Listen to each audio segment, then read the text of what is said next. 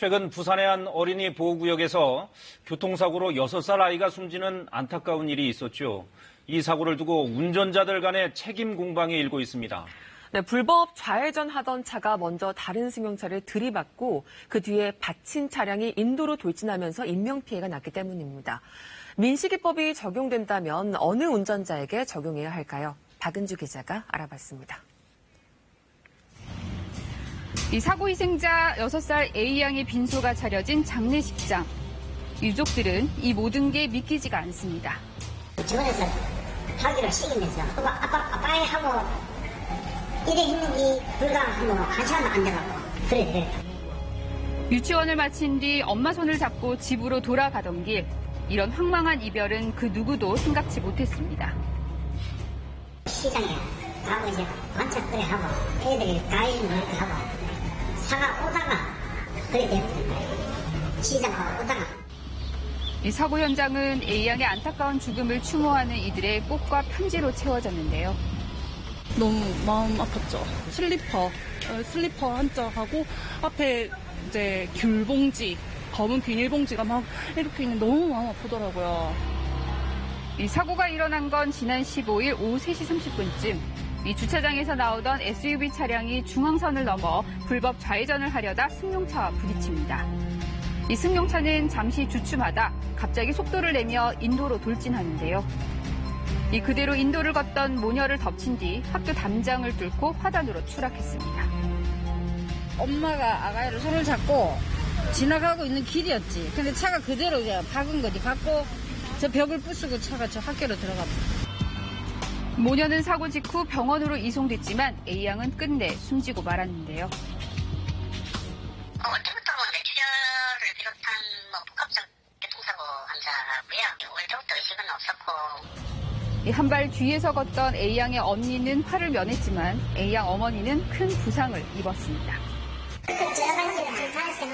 지금 여기 째지는 거, 뼈가락 정도 성형하고 꾸며가고 있고 현재는 팔이 너무 심해갖고 지금 팔 수술 중입니다. 골반뼈 여기는 겁이 나가고 이것도 상태를 보고 또 수술을 하던가 지금 그 정도로 이 사고가 난 곳은 초등학교 정문에서 10m 밖에 떨어져 있지 않은 어린이 보호구역 스쿨존인데요. 이 때문에 경찰은 이번 사고에 지난 3월 시행된 민식이법 적용을 검토하고 있습니다. 첫 번째는 차를 타니까 해당이 없죠. 두 번째는 이제 그걸 어느 정도의 책임을 서로 배분할 건지 이제 그런 부분이 남아있죠. 이 민식이법이 적용되면 가해자는 무기 또는 3년 이상의 징역형 가능성이 있는데요. 하지만 이번 사망 사고가 이 두 번의 충돌이 서로 연결돼 있는 만큼 사고 운전자들 사이 공방도 치열한 것으로 알려졌습니다. 이 SUV 운전자는 경찰 조사에서 1차 사고는 경미한 접촉 사고였을 뿐 승용차 운전자의 가속 탓이라고 주장했고, 이 승용차 운전자는 SUV가 먼저 자신의 차를 들이받아 이 정신이 없는 상황에서 2차 사고가 일어난 거라고 항변하고 있습니다. 작동을 한 건지, 브레이크를 작업이 된 건지 안 된 건지 그런 걸 의뢰하고 그거에 대한 답변이 명확하지 않아요. 잘 기억이 못하고 있어요. 그렇다면 교통사고 전문가들은 이번 사고에 대해 어떻게 보고 있을까요? 저는 SUV 차량이 전적으로 책임을 다 져야 된다고 생각합니다. 장소는 좌회전이 아예 불가능한 곳인데 거기를 치고 들어왔어요. 운전을 할 수 없게 만든 그것도 사고의 근본적인 원인이 되는 거거든요. 1차 사고 난 다음에 브레이크를 잡았어야지 왜 가속 페달을 밟았느냐, 거기에 대해서 비난의 시선이 많이 있습니다. 갑자기 어디서 붙이는지도 모르게 붙이게 되면 순간적으로 당황할 수도 있고요. 그래서 브레이크를 잡아야 된다는 것이 잘못해서 가속 페달을 밟을 수도 있죠. 특히 승용차 운전자가 1차 충돌 후 오른쪽 깜빡이를 켠 채 왼쪽으로 핸들을 돌린 것 역시 1차 사고의 여파라는 견해가 많은데요. 본인도 모를 것 같아요. 그거는 순간적으로 받치는 순간에 당황하면은 몸이 뒤틀리면서 잘못 조작된 것처럼 보여지는데 당황하면 그럴 수 있어요. 본인이 일부러 조작한 게 아니고. 하지만 2차 사고를 일으킨 승용차 역시 사고 책임에서 완전히 자유로울 수 없을 거란 의견도 있습니다. 악셀을 안 밟았다 하더라도 핸들을 틀 수는 있잖아요. 브레이크를 밟던가 핸들을 돌리던가 둘 중에 하나는 해야 됩니다. 그런데 둘 중에 하나도 하지 못해서 발생된 사고이기 때문에 운전자에게는 일부 과실은 있어 보입니다. 경찰은 국과수 감식과 함께 사고 차량 운전자들에 대한 추가 조사를 통해 종합적으로 판단하겠다고 밝혔습니다.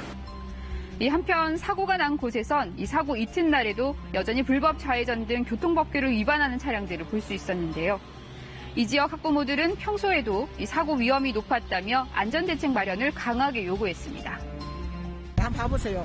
저기서 차 오재, 저기서 올라오재, 여기서 가재. 그러면 학생들은 건널목에 지금 찡개가 있잖아요. 맞잖아요. 그죠? 그러면 엄청 위험한 자리잖아요.